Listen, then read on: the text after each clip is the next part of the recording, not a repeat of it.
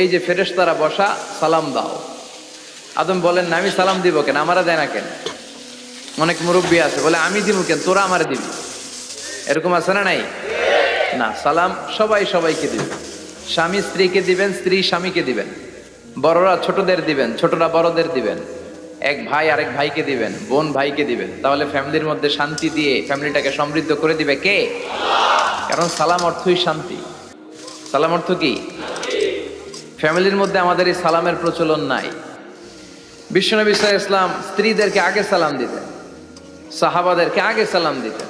মা আয়েশা বলেন, এত বছর বিশ্বনবী সংসার করলাম, একদিনও আগে সালাম দিতে পারি নাই। সবসময় বিশ্বনবী আমাকে আগে সালাম দিয়ে দিতেন। তো সাইয়েদনা আদমকে সৃষ্টি করার পরে আল্লাহ বললেন, আদম